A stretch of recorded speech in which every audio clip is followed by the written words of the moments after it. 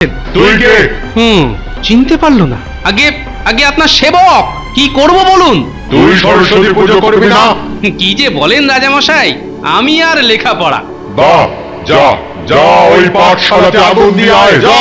প্রতি বছর ওটাকে পুড়িয়ে দি, তাতেও বেটারা শিক্ষা পায় না। এবারে পণ্ডিতটাকে পড়াবো। আহা, আপনি উত্তেজিত হবেন না, এ আর এমন কি কাজ, আমিই করে দেব। ঠিক আছে, আমি এবার দেখি ওই লেখাপড়া ঠাকুর।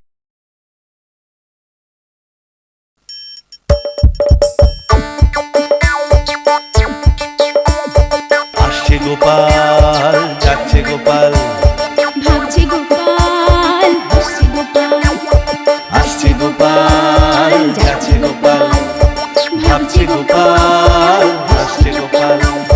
যুগের পরে যুগ কেটে যায়, মানুষ তাকে ভোলে না। যুগের পরে যুগ কেটে যায়, মানুষ তাকে ভোলে না। চলে না রে, চলে না রে, চলে না রে, চলে না, চলে না রে, চলে না রে, তাকে ছাড়া চলে না। কে সে? পরিচয় কি তার? হাসির রাজা, জ্ঞানের রাজা, রসিক রাজা গোপাল ভাঁড়। হাসির রাজা, জ্ঞানের রাজা, রসিক রাজা গোপাল ভাঁড়।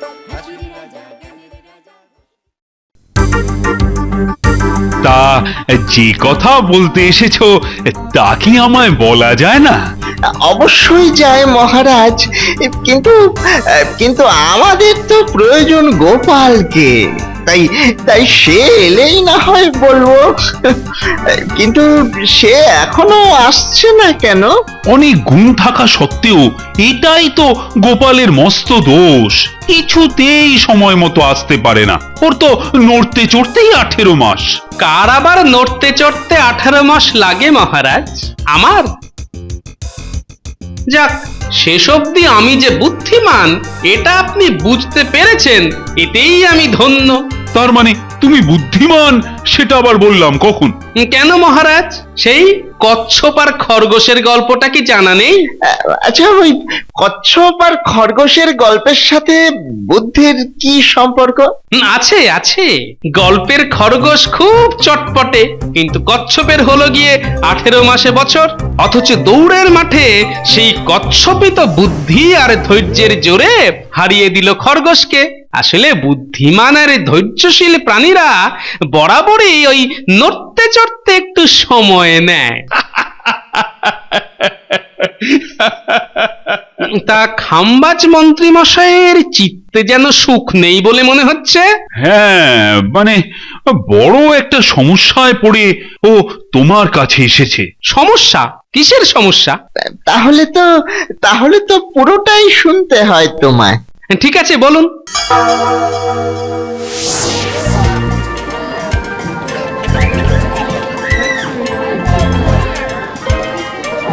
কি গো, জোগাড় জানতি তো দিব্যি হচ্ছে, কিন্তু শেষ অবধি সরস্বতী মায়ের পুজো হবে তো? আমার মনের ভেতরও তো সেই একই প্রশ্ন। এত আয়োজন, সবকিছু আবার ওই অন্য বছরগুলোর মতো ভন্ডুল হয়ে যাবে না তো? আচ্ছা, মহারাজ কি এখনো স্বাভাবিক আছেন, নাকি তার বিকার শুরু হয়ে গেছে? কি করে বলি বলো তো? তুমিও যেখানে, আমিও সেখানে। কি গো, তোমাদের জোগাড় কতদূর এগোলো? একটু পরেই কিন্তু রাজপুরোহিত এসে পড়বেন। ওই তো রাজপুরোহিত আসছেন। এটা কিন্তু খুব ভালো ব্যবস্থা হয়েছে। ওপর থেকে কিছু উড়ে এলেও সেটা মণ্ডপে না পড়ে শামিয়ানায় আটকে যাবে। তা মহারাজ কোথায়? বিকার শুরু হতেই মহারাজের আদেশ মতো শক্ত দড়ি দিয়ে ওনাকে বেঁধে রাখা হয়েছে। চেষ্টার তো কোনো ত্রুটি রাখেনি। এবার এবার দেখা যাক।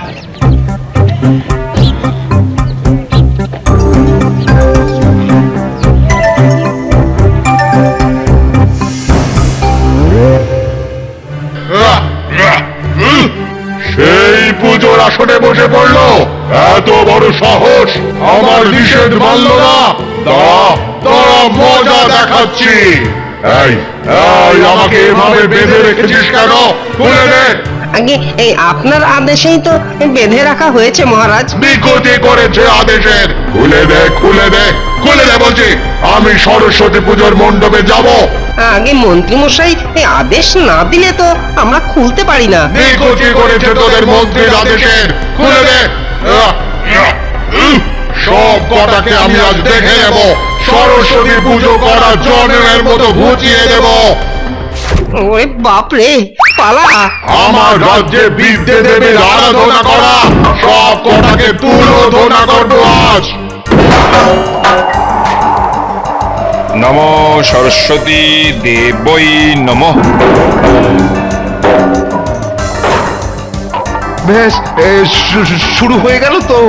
মায়ের পায়ে ফুল পড়তে না পড়তেই ভুতুরে সব কাণ্ড কারখানা শুরু হয়ে গেল। এই কেউ ভয় পেও না, কেউ ভয় পেও না। ওই শামিয়ানার কাপড় খুব শক্ত, যতই আকাশ থেকে ইট পাটকেল এসে পড়ুক না কেন, শামিয়ানা ছিঁড়ে কারো মাথায় পড়বে না। এই রাজপুরোহিত, রাজপুরোহিত, আপনি পুজো চালিয়ে যান, চালিয়ে যান। সব কটাকে মেরে ফেলবো, সব কটাকে মেরে ফেলবো। পুজো করা, পুজো করা। ওরে বাবা রে, এই যে আমার দিকেই চেয়ে আছে। পালাই বাবা।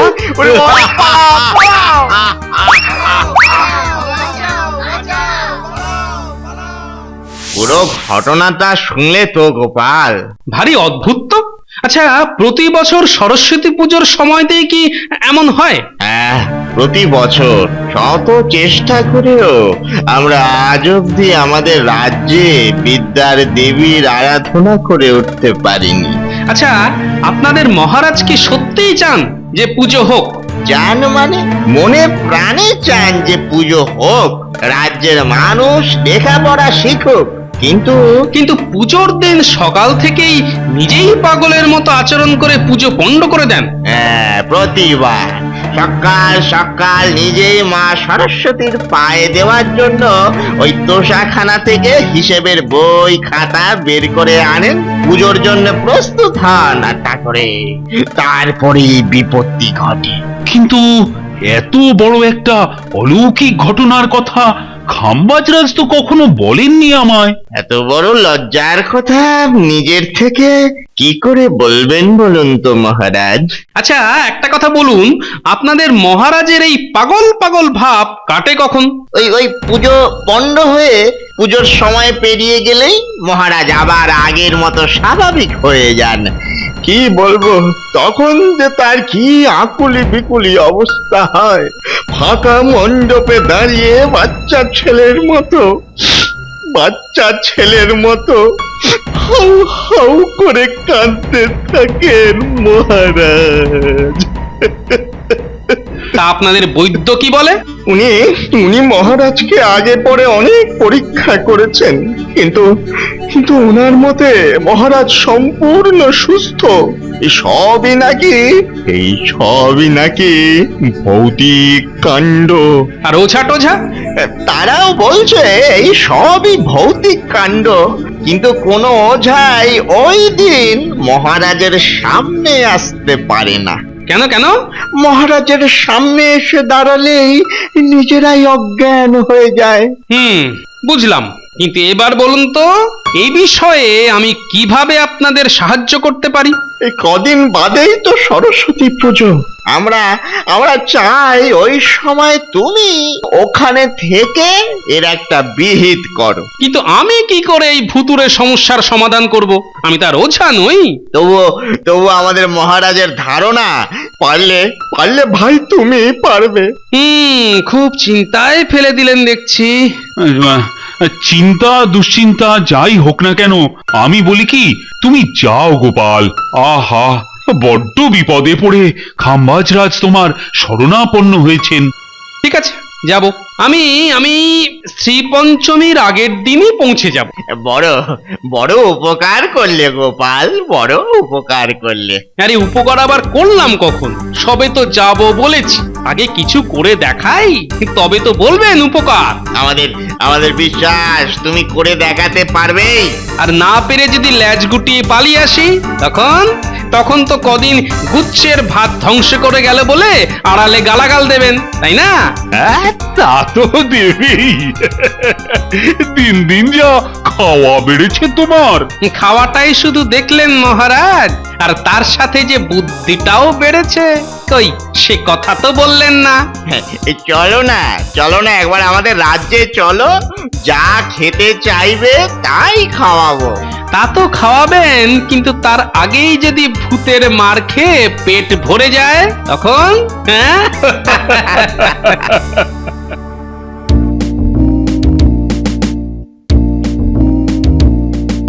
হ্যাঁ গা, বলি বলা নেই কোয়া নেই, হঠাৎ করে জামা চাদর গামছা সব বাঁধতে শুরু করে দিলে যে। কোথাও যাচ্ছ বুঝি? কোথায়? খাম্বাজ রাজ্যে। কেন? সরস্বতী পুজো করতে। কথা ছিরি দেখো, বলি তুমি কি বামন যে সরস্বতী পুজো করবে? আরে গিন্নি, ভূতে যদি পুজো বন্ধ করতে পারে তাহলে বামুন না হয়েও আমি পুজো চালু করতে পারি না কেন? দেখো, হেয়ালি ছেড়ে সাদা বাংলায় কথা বলো। বলি মহারাজ যাচ্ছেন? না। তাহলে? আমি একাই যাব। এই এই পরিষ্কার করে বলো তো, কি করতে তুমি সেখানে যাচ্ছ? আসল কথাটা বললে গিন্নি কিছুতেই যেতে দেবে না। অগত্যা মিথ্যেই বলতে হবে। আরে গিন্নি, খাম্বাজরাজ আদর করে আমাকে ডেকেছেন সম্মান প্রদান করবেন বলে, আর তার সাথে তোমার জন্য দেবেন বেনারসি শাড়ি আর 10 ভরি সোনার মুক্তমালা। ও মা, তাই নাকি গো? যাও যাও যাও, এক্ষুনি বেরিয়ে পড়ো গো।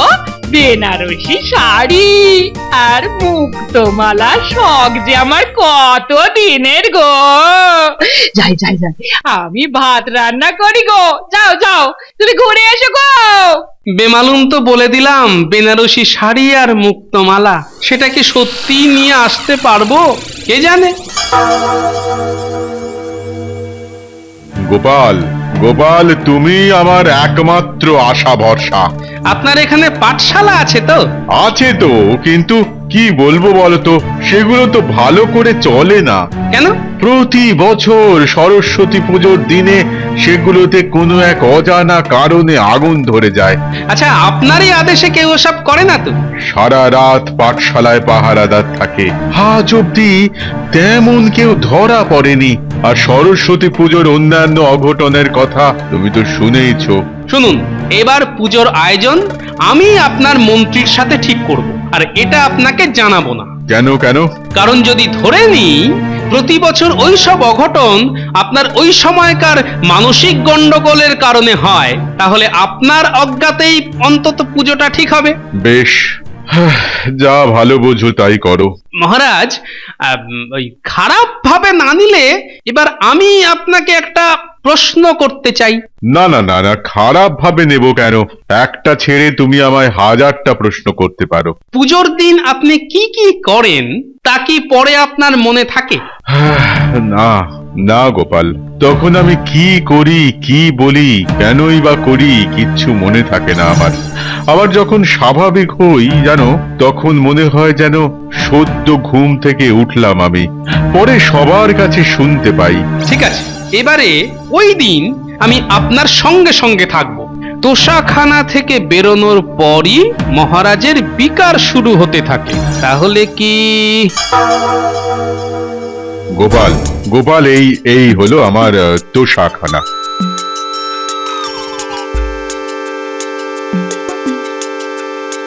ওদিকে না গেলেও চলবে, কারণ ওখানে আছে বহু দিনের পুরনো সব দলিল আর হিসেবের খাতা। আহা গোপাল, গোপাল, ওগুলো হাটকাচ্ছ কেন? ওগুলো তো মায়ের পায়ে দেব না। আমাকে আমার কাজ করতে দিন।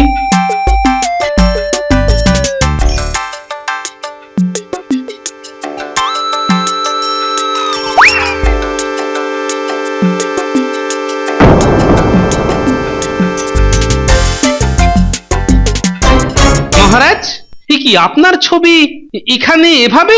ওটা মানে ওটা আসলে না না না, আজ আমার কাছে কিচ্ছু লুকোবেন না মহারাজ। আসলে ওটা ঠিক আমার নয়, বুঝলে? ওটা আমার ঠাকুরদার ছবি। উনি এই রাজ্য প্রতিষ্ঠা করেছিলেন। আমাকে পুরো ওনার মতোই দেখতে। আপনার ঠাকুরদার ছবি, তা এখানে পুরনো কাগজের ডায়ের মধ্যে এমন অনাদরে পড়ে আছে কেন? সে অনেক কথা গোপাল। এই রাজ্যের প্রতিষ্ঠাতা হলেও তিনি ছিলেন এক অত্যাচারী রাজা। তিনি চাইতেন না যে এই রাজ্যের মানুষেরা লেখাপড়া শিখুক। কেন? তার ধারণা ছিল লেখাপড়া শিখলেই প্রজারা সব বিদ্রোহী হয়ে উঠবে, রাজার ভালো মন্দ সব কাজের হিসেব চাইবে। এই রাজ্যের সব পাঠশালায় তিনি আগুন লাগিয়ে দিয়েছিলেন। অদ্ভুত মানুষ তো।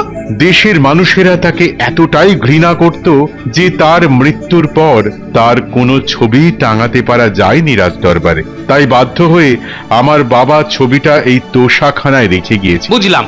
চলুন মহারাজ, এবারে প্রয়োজনীয় খাতা বই নিয়ে এখান থেকে বেরিয়ে পড়ি।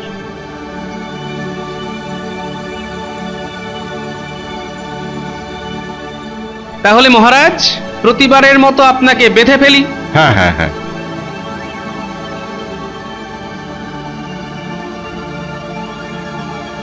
আচ্ছা মন্ত্রী মশাই, গোপালের পরামর্শ মতো এত কিছু করেও শেষ রক্ষা করতে পারবেন তো? ঠিক পারবো। গোপালের উপর আমাদের আস্থা আছে। আচ্ছা, বই খাতা আনছে কে? গোপাল এই এলো বলে। নাও হে, তাড়াতাড়ি পা চালাও।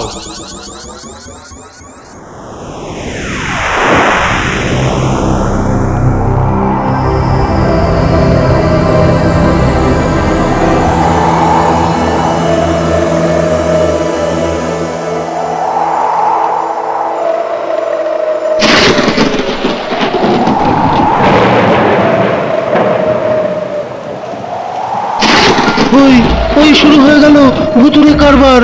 অন্যান্যবার মহারাজ পাগল হয়ে যান, ইটপাট কেলেসে পড়ে। এবারে মনে হচ্ছে অসময়ে ওই ঝড় জল সব কিছু লন্ডভন্ড করে দেবে। ওরে বাবারে, এ কি? পালান পালান। আপনি আমায় ওই মেরে ফেললেও আমি আর এক পাও এগোবো না। এই আমি চললাম।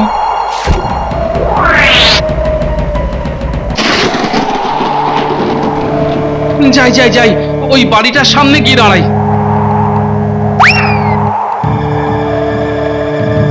অদ্ভুত ঝড় শুরু হলো তো। সেটাই তো চিন্তা। তার মানে গন্ডগোল শুরু হয়ে গেছে। এই, কে আছিস? কে আছিস? খুলে দে, খোল, আমাকে খুলে দে। একবার বন্ধন খুলতে পারলে সরস্বতী পুজো করা বের করে দেবো আমি। ওরে বাবারে, এই যে আমার দিকেই চেয়ে আছে, পালাই বাবা।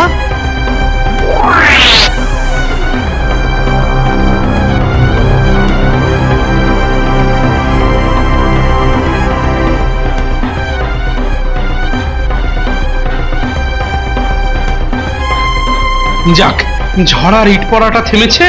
রে, খাম্বাজ রাজা না? এ কি, ওই বাড়িটার দিকে যাচ্ছে কেন? রাজামশাই, রাজামশাই! এই যে রাজামশাই, কোথায় যাচ্ছেন? তুই কে? চিনতে পারলো না। আগে আগে আপনার সেবক। কি করব বলুন? তুই সরস্বতী পুজো করবি না? কি যে বলেন রাজামশাই, আমি আর লেখাপড়া। বাহ, যা যা, ওই পাঠশালাতে আগুন দিয়ে আয়, যা। প্রতি বছর ওটাকে পুড়িয়ে দি, তাতেও বেটারা শিক্ষা পায় না। এবারে পণ্ডিতটাকেই পড়াবো। আহা, আপনি উত্তেজিত হবেন না। এ আর এমন কি কাজ, আমিই করে দেব। ঠিক আছে, আমি এবার দেখি ওই লেখাপড়া ঠাকুরটাকে ওরা কোথায় লুকিয়েছে। আপনি রাজবাড়িতে যান, আমি না হয় এই খবরটা। এ কি, এত তাড়াতাড়ি কোথায় গেল এই ফাঁকা জায়গায়? তাহলে কি দেখতে হবে? আহ আহ, আমায় বেঁধে রেখেছো কেন? সব গেল কোথায়? এই তো রাজামশাই বাঁধা অবস্থায়। তাহলে ওটা ভূতই ছিল। ঠিক বুঝেছিলাম, মানে রাজার ঠাকুরদা। সব কটাকে আমি দেখে নেব, সব কটাকে আমি দেখে নেব। সরস্বতী পুজো করার জন্মের মতো বুঝিয়ে দেব। বটে, ওটা আবার রাজাকে ধরেছে। হ্যাঁ, আমার রাজ্যে বিদ্যে দেবীর আরাধনা করা সব কটাকে তুলোধনা করবো আজ। এক্ষুনি তোষা ঘরে গিয়ে আরো ভালো করে দেখতে হবে। সব গন্ডগোলের হদিশ বোধহয় ওখানেই পাবো। নাও নাও, সময় পেরিয়ে যাচ্ছে, পুজো শুরু করো। কিন্তু গোপাল তো এখনো খাতাপত্র সমেত এসে পৌঁছলো না। হ্যাঁ, গোপাল আমায় বলে দিয়েছে যে ও আসুক আর না আসুক, পুজো যেন সময়ে শুরু হয়। শুরু করো, শুরু করো। না, সবই তো ঠিক আছে। এখানে কি এমন আছে? কি এমন আছে এখানে? আরে, ওই ছবিটা তো ওখানেই ছিল। এ কি? তাহলে সব গন্ডগোলের মূলে এই ছবিটাই। এটাকেই নষ্ট করতে হবে। কিন্তু কি, ছেঁড়া তো যাচ্ছে না। দেখি তো আগুন দিয়ে। কি, আগুনও লাগছে না। তার মানে এটাও ভুতুড়ে। কি করি? বিদ্যার দেবীর উপর খুব রাগ। হ্যাঁ, তার মানে ওকে সরস্বতী ঠাকুরের সামনেই শেষ করতে হবে।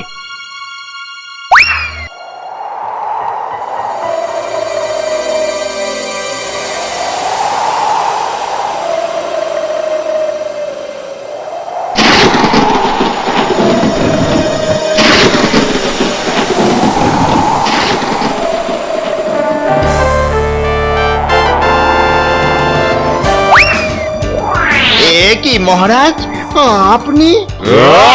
এ কথা আর একবার উচ্চারণ করেছিস কি ধর থেকে মুন্ডু একেবারে আলাদা করে দেবো আমি।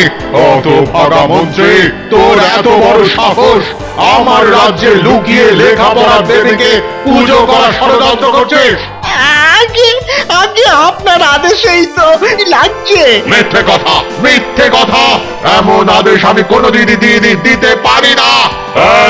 এই রাজপুরোহিত, উঠে আয় পুজোর আসন ছেড়ে উঠে আয় বলছে, না হলে এই তলোয়ারের কোপে তোর মুন্ডুটা একেবারে কেটে ফেলবো আমি। ওদের দোষ নেই ঠাকুরদা, ওটা আমারই বুদ্ধি ছিল। আরে তুই তো ঠিক চিনেছেন। এবার দেখুন তো এটা চেনেন কিনা। রেখে দে ওটা, বলছি, না হলে আমি তোকে চিবিয়ে খাবো। আচ্ছা, এই রাখছি।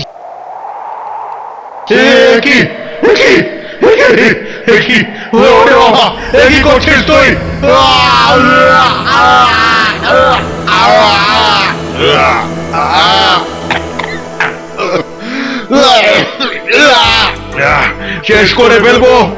শেষ করে ফেলবো আমি, সব কটাকে শেষ করে ফেলবো।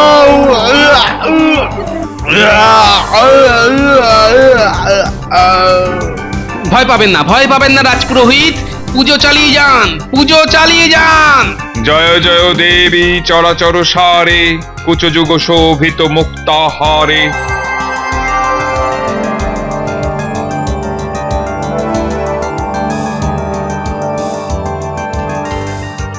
অনেক দিনের অভিশাপের আজ শেষ হলো খাম্বাজ রাজ। হয়েছে, পুজো হয়েছে। মহারাজ, পুজো শুরু হয়েছে। আজ পুজো সম্পূর্ণ হবে। গোপাল, তোমার জন্যেই আজ এই অসাধ্য সাধন হলো গোপাল। কিন্তু কিভাবে হলো এ কাজ? আসলে প্রতি বছর আপনার ঠাকুরদার অতৃপ্ত আত্মা আপনার উপর ভর করে নিজের অপকর্ম আপনাকে দিয়ে করিয়ে নিত। ওনার রাগ শুধুমাত্র শিক্ষার বিরুদ্ধে ছিল, তাই উনি মরে গিয়েও মুক্তি পাননি। গোপাল একেবারে ঠিক বলেছে মহারাজ। তাই নিজের ছবি থেকে নিজেই বেরিয়ে এসে মায়ের রোষে ধুলোয় মিশিয়ে গেছে। রাজপুরোহিত, এবার তো পুষ্পাঞ্জলি দেবার আয়োজন করতে হবে। হ্যাঁ, আমিও বুড়ো বয়সে এই প্রথম পুষ্পাঞ্জলি দেব। চলুন সবাই মিলেই পুষ্পাঞ্জলি দেওয়া যাক। জয় জয় দেবী চরাচর সারে, কুচযুগ শোভিত মুক্তাহারে। আসছে গোপাল, যাচ্ছে গোপাল, ভাবছে গোপাল, হাসছে গোপাল। যুগের পরে যুগ কেটে যায়, মানুষ তাকে ভোলে না। যুগের পরে যুগ কেটে যায়, মানুষ তাকে ভোলে না। চলে না রে, চলে না রে, চলে না রে, চলে না, চলে না রে, চলে না রে, তাকে ছাড়া চলে না। কে সে পরিচয় কি তার? হাসির রাজা, জ্ঞানের রাজা, রসিক রাজা গোপাল ভাঁড়। হাসির রাজা, জ্ঞানের রাজা,